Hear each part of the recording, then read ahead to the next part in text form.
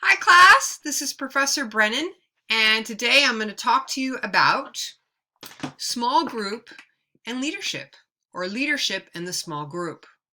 And we're going to be looking at a PowerPoint, and I imagine that this lecture is probably going to take probably 3 videos, so please get prepared for that. And I'm going to go right to the video, and again, Professor Barry Brennan, small group communication, leadership in the small group. That is what the lecture is on today. Let's get going. Okay.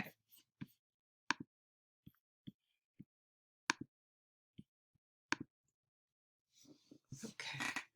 So when we talk about leadership in the small group, the first thing I always ask the students to think about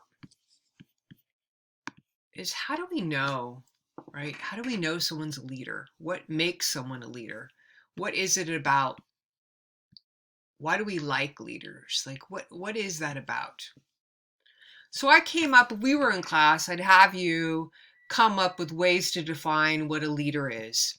A lot of times students not just talk about the characteristics, and that's what we're going to look at, but I want you to think about, as I'm going through these characteristics, what leaders have you known or read about?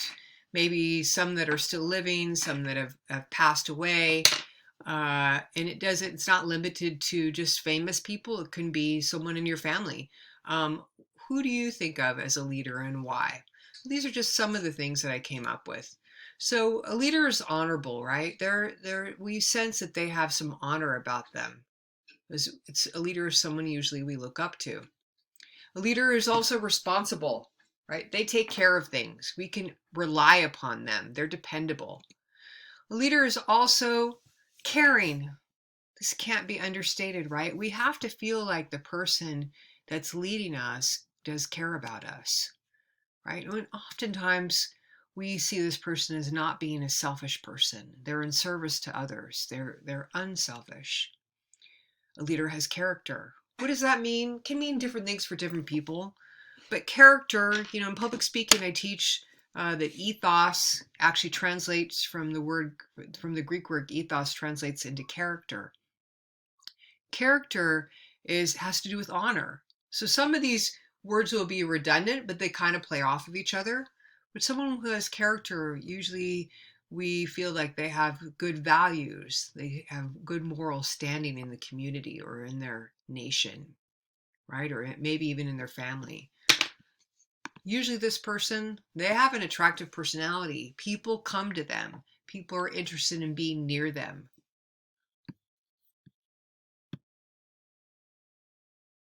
Which is called charisma.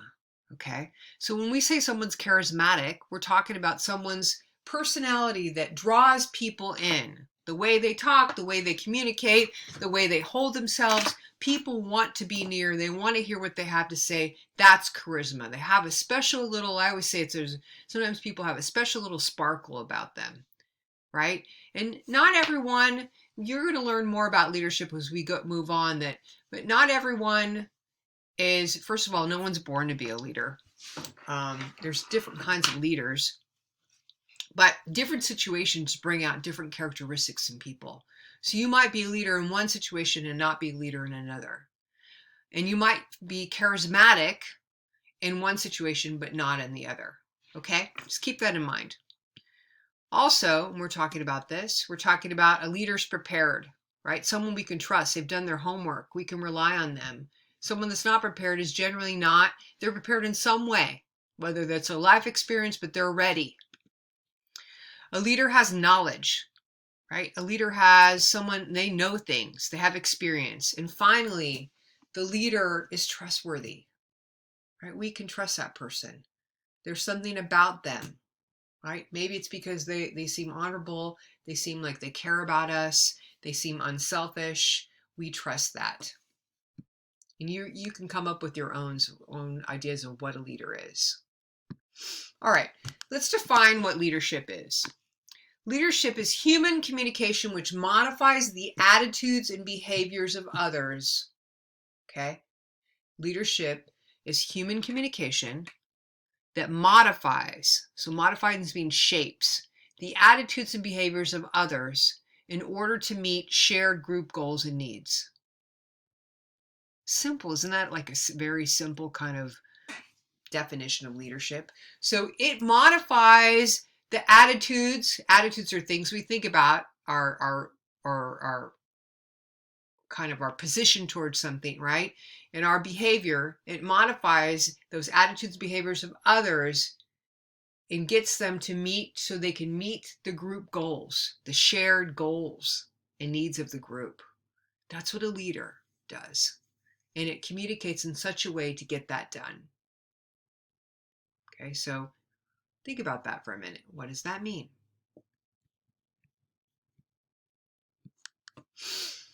Sources of power influence. What am I talking about here? What I'm talking about is all leaders have sources of places where they get their power and where they receive their influence. And so we'll be talking about types of leadership and then what is the root, what is the source of their power and influence in terms of that particular type of leader. It's going to make sense in a minute. So legitimate leader, what we call legitimate leader, is someone that is been elected or appointed to their position, right? A legitimate leader is the President of the United States. That person is voted into office. We vote for them. A senator for your state senator is also voted into office. Okay, they're appointed or elected. An appointment could also be if we lived in a monarchy like in England, where people are appointed positions.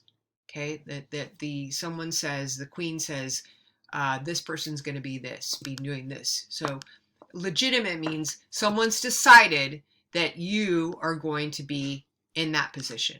Okay, you can be appointed like a CEO, right? They're not elected. They could be hired to do that, right? CEO. So that's the source of their source of power is legitimate. What we consider legitimate. They've been voted, they've been appointed, they've been hired. Okay, you with me? So now we have what's called reward power. So someone who has the ability to grant rewards in their leadership capacity, their power is their ability to grant rewards, to give something of value. What kind of leader is that? Who does that? It could be your boss, right? As a leader, they have the ability to give you an end of year bonus, right? They have the ability to reward you. You get rewards if you work hard. You can get an increase in salary. Oftentimes teachers are associated with this reward, and maybe what we can reward with, like overlooking tardies, but I hate to say that. Okay, this is why, because we might have that power in your eyes, but the truth is, I look at it as you earned your grade. I'm not rewarding you your grade. You earned it by doing the work and fulfilling those requirements. That's what you earned.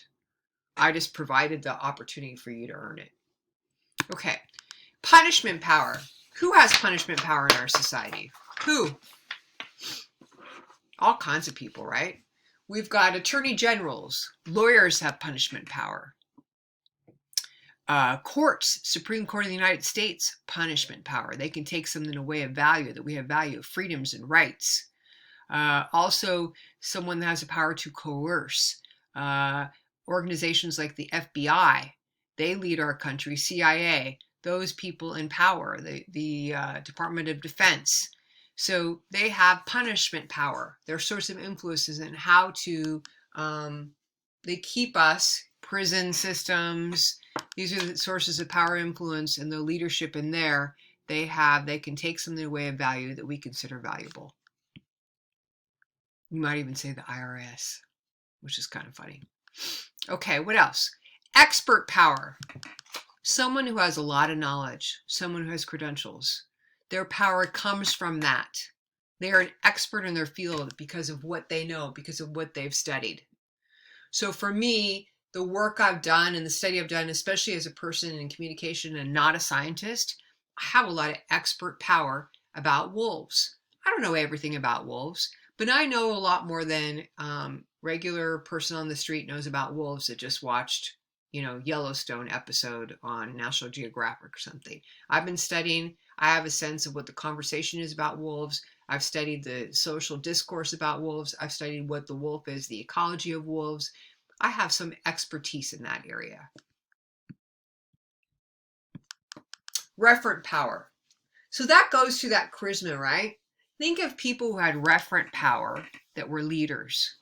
Let's go back to high school now, because I always think of people that were popular or if they were attractive. They had referent power. You get referent power from if you're attractive, if you're likable, if you're doing something that's admirable, the president of or the captain of the football team or cheer squad, or those people that were popular in school. And I don't know how it is in high school these days, but in my days, if you were in cheer or you were in football or you looked a certain way, you could be popular or admired especially if you had a good personality on top of it.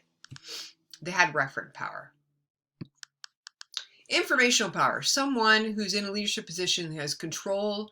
They control the access and distribution of information. You could see this as someone in academia. You could see this as someone in government that controls access and distribution of information. You could think of it as someone in the news media, a reporter, or not even a reporter, but someone who controls the news media outlets and what's reported and what's not reported. Okay, ecological power directs how the task is organized and alter groups' working environment. So this points to more of the small group. Their power comes from the ability to discern or decide how you're going to do the task and how it's going to be organized, and it affects like what you all focus on, maybe in terms of deadlines, whether you're frenzied or not frenzied. That oftentimes whoever your small group leader has ecological power. Okay, so their source of power comes from these things, right? Popularity, control and access to information, reward, the ability to give something or take something away. That's their source of power and influence as a leader. You understand? Someone can have more than one of these powers. I'm just trying to give you examples. Like, let's say the President of the United States. He has, in this case, President Trump, he has legitimate power. He has reward power. He has punishment power, maybe not directly to us, but he can do to certain people in his cabinet or certain members of Congress, or certain ways he has punishment power. Expert power, yes, he has that. He has referent power to some, not all. People really like him and people don't like him. Informational power, he has that. Does he have ecological power? Probably with his immediate cabinet. He has all those powers. All right. We're going to stop here and talk about what is a leader, and we're going to pick up on the next little lecture. Okay, I'll see you in a minute.